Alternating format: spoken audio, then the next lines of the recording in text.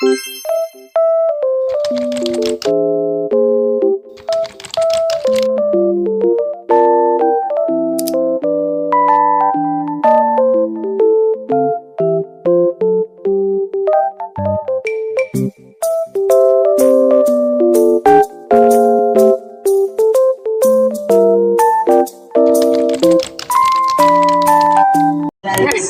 sa buhay natin.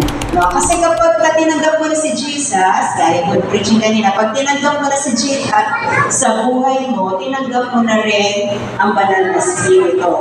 Pag kinilala mo ang Diyos na tagapagligtas mo, at Batuhan kami, may activity. Life is a battle. Ang topic is life is a battle. Ganito po ang Life mangyayari. class. Sige po, pwede mo na mag-iurong yung mga chairs ninyo. Dinivide po natin yung papel. No? Yung nakakarampol na papel, dinivide po natin yan. Pareho-pareho ang bilang yan. So, binigay sa inyo, pareho-pareho po ang bilang yan. Okay. So, ano po gagawin natin, ha? Okay na, Pecha. Mag-isa lang ready. Ready na po? Ay, no. Okay. 2 minutes.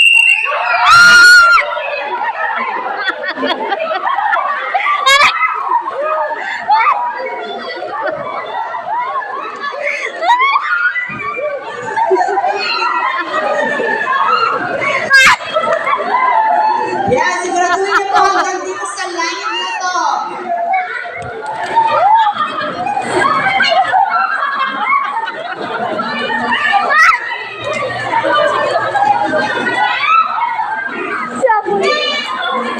Sige, mahaba pa po yung time. Ay! Stop na po, stop na. Ang galing. Stop! Talagang nanggagayan.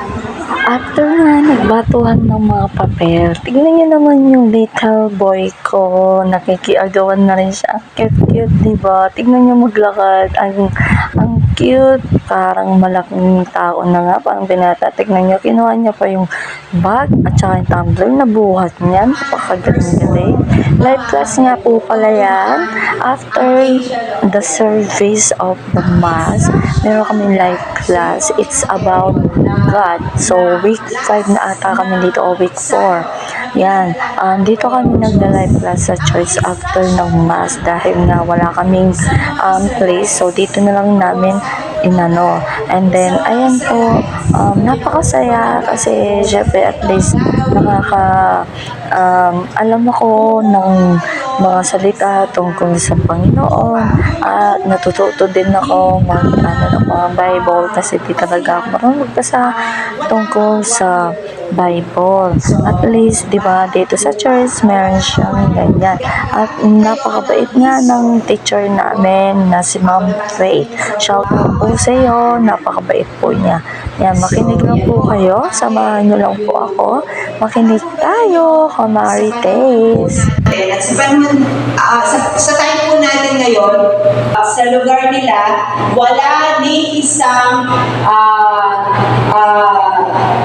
anak na lalaki na 1, 2, 3. By the blood of Jesus, I have been redeemed. So, yun po ang unang confession.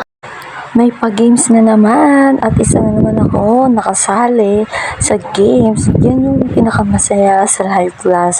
May activity, may pag-games, and syempre masaya ako kasi at least nagipag-cooperate ako, di ba, kahit may bit-bit akong bebe. Ayun na nga siya.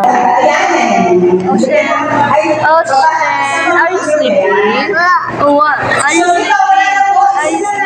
Games tayo, okay, games.